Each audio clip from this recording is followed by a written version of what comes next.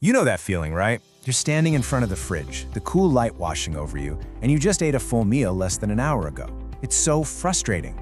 You start telling yourself it's just a lack of willpower, that you've got to be stronger. But what if I told you the battle you're fighting isn't with your character, but with your chemistry? What if it's all just a communication breakdown, a crossed wire between your body and your brain? Today, we are going to dive deep into that exact signal, because this isn't about willpower, it's about biology. So, how are we going to tackle this? Well, here's our roadmap for today. First, we're going to get to know your body's master fuel gauge. Then, we'll look at what happens when that signal gets broken. After that, we'll uncover the three main culprits, the signal jammers, that cause all the static. And most importantly, we'll finish with a clear 5-step protocol you can use to reset the entire system. All right, let's start at the very beginning. We need to talk about a hormone that is, and I'm not exaggerating, one of the most important discoveries in metabolic science of the last 100 years. This is the absolute foundation of how your body manages energy. Meet leptin. It's often called the satiety hormone, but I think a better name for it is the honesty hormone. See, it's produced by your fat cells, and its entire job is to tell the truth about your energy reserves directly to your brain. The more body fat you have, the more leptin gets released. It's a direct, honest line of communication from your fuel tank to your command center. Now, when it's working right, this system is just beautiful. It's a perfect feedback loop. You eat a meal, your fat cells release leptin, it travels up to your brain, and delivers a simple, clear message. Hey, we're good down here. We have plenty of fuel. Your brain then does two brilliant things. It flips the off switch on your hunger and turns your metabolism on to start burning that fuel. It's a flawless survival mechanism. So here's the key takeaway. Just think of leptin as the needle on your car's fuel gauge. Simple as that. When the tank is full, the needle points to F and you stop pumping gas. In a healthy body, when your energy stores are full, leptin tells your brain you're done eating. It's really that simple and that effective. But this is where the story takes a dark turn for so many of us. What happens when the fuel gauge is broken? What if the needle is stuck on F, screaming that you're full, but the message just never reaches the driver? Well, that's when the communication breaks down. That's when the brain goes deaf. And this is the great paradox of weight struggle. Most people with excess body fat don't have too little leptin, they have tons of it. The signal is there and it's loud. So the real question is, why isn't the brain listening? What happens when you've got this hormone screaming we're full, but the message just isn't getting through? And this really gets to the heart of the problem. Imagine having a radio stuck between stations, just blaring static at full volume 24/7. At first, it's just annoying. But after a while, your brain just learns to tune it out completely. That is exactly what happens with leptin resistance. The signal is so constant and so loud that the receptors in your brain just go numb. Your brain literally goes deaf to the call. Just look at this side by side because the difference is absolutely staggering. On the left, you've got a healthy system. Leptin is heard, your appetite switches off, metabolism switches on, perfect.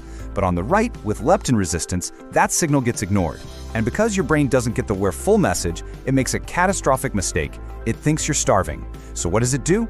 It cranks your appetite to the max and slams the brakes on your metabolism, desperately trying to conserve energy. And this right here is what I really need you to understand.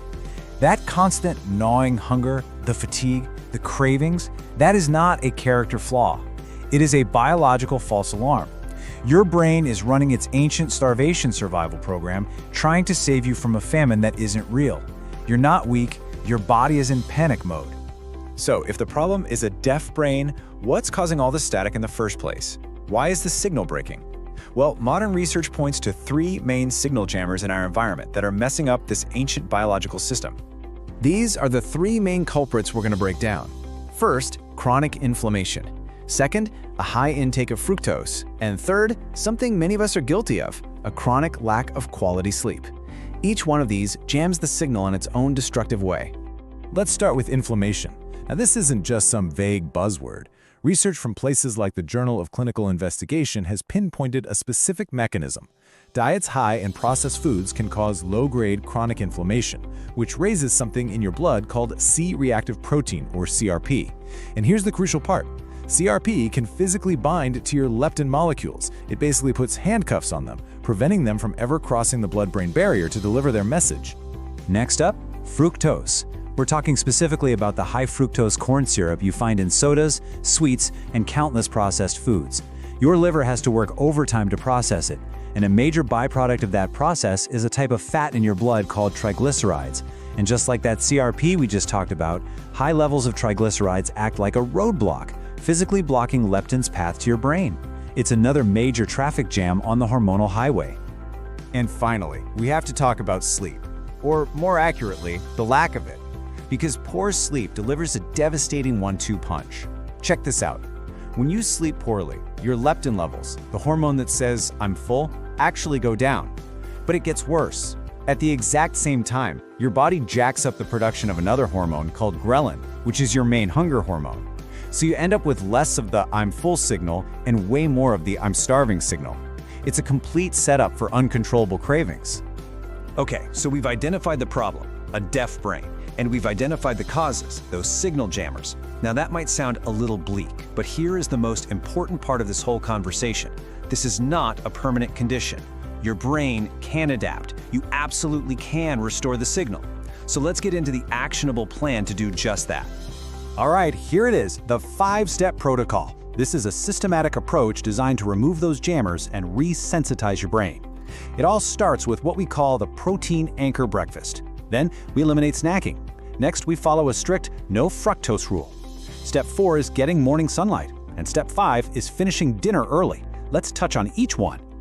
Step 1 is, without a doubt, the most important, the protein anchor. By getting about 30 grams of protein in your system within 30, maybe 60 minutes of waking up, you send an immediate, powerful signal to your brain that says, "Hey, we're not starving, fuel is available." This sets a stable hormonal tone for the entire day and helps you avoid that blood sugar roller coaster that leads to all those cravings later on. Okay, now let's talk about why we eliminate snacking, because this is about so much more than just cutting calories. Every single time you eat, you trigger an insulin and a leptin response. By creating a real pause of 4, 5, or even 6 hours between meals, you give those hormones a break. This allows your leptin levels to fall naturally, and that temporary drop is exactly what your brain needs. It's like letting a loud room go quiet so you can finally hear a whisper again. Your brain starts to miss the signal, and that process is what actually rebuilds its sensitivity. The last 3 steps are all about creating the perfect environment for your brain to heal itself. Step 3, no fructose, is non-negotiable. It's like clearing that massive traffic jam we talked about. And steps 4 and 5, morning sun and an early dinner, work together to get you back in sync with your body's natural 24-hour clock. Morning sunlight hits your eyes and basically resets your master clock for the day. And finishing your last meal at least 3 hours before bed lets all those digestive hormones quiet down overnight. This whole combo removes the jammers and tunes your body's internal radio back to the right frequency. So as we start to wrap this up, I want you to ask yourself this one question. After everything we've talked about, does it really feel like you're fighting your own body? Or does it seem a lot more likely that you're just fighting a broken biological signal? Seeing it this way isn't an excuse, it's a diagnosis, and it shifts your focus from shame over to strategy. Because here's the bottom line, a healthy body doesn't want to be in a constant state of energy surplus. It wants balance.